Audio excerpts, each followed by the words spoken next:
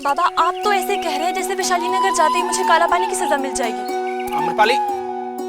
आम्रपाली जब छोटी थी तब वो अपने पिता महानामन के साथ वैशाली नगर में रहती थी।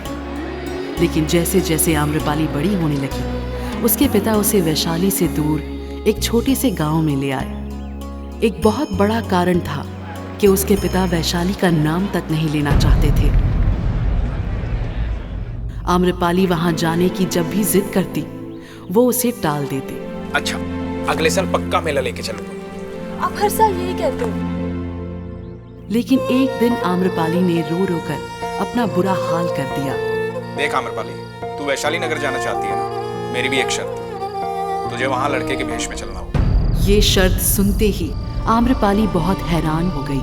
आम्रपाली बहुत सुंदर थी और उसे लगा कि उसके सुंदर होने का क्या फायदा अगर वो एक लड़के का भेष धारण कर ले तो। उसे ये विचित्र शर्त समझ तो नहीं आई, लेकिन उसने वैशाली नगर जाने के लिए ये शर्त मान ली और दूसरे ही दिन दोनों वैशाली नगर पहुंच गए। वहां जाते ही आम्रपाली ने देखा कि वहां वैशाली की नगर वधू का चुनाव हो रहा है। नगरवासियों, ध्यान से सुनो।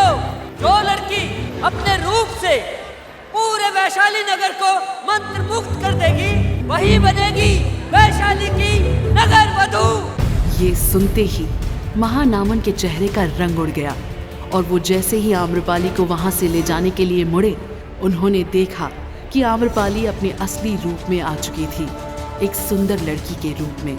एक लड़के के भेष में इतनी सुंदर लड़की को देखकर वहां मौजूद सभी लोगों की आंखें चौंधिया गईं। आम्रपाली को वैशाली की नगर वधू घोषित कर दिया गया। जहां एक तरफ आम्रपाली वैशाली की नगर वधू बनकर बहुत खुश थी, वहीं दूसरी ओर उसके पिता का बुरा हाल था। ये तूने क्या किया आम्रपाली? मेरी शर्त का मान क्यों नहीं रखा? तेरी जिंदगी मौत से भी बदतर हो जाएगी। मुझे पता भी नगर वधू क्या होती है। उसके पिता उसे नगर वधू बनने की सच्चाई बताते हैं। नगर वधू की सच्चाई सुनते ही आम्रपाली सुन पड़ जाती है।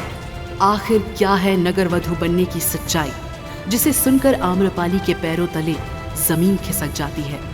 क्या यही वजह थी कि आम्रपाली के पिता उसे वैशाली नहीं आने देना चाहते थे? क्या होगा अब आम्रपाली के जीवन में आगे? आखिर क्या था नगर वधू बनने का पूरा सच? जानने के लिए अभी डाउनलोड करें पॉकेट FM।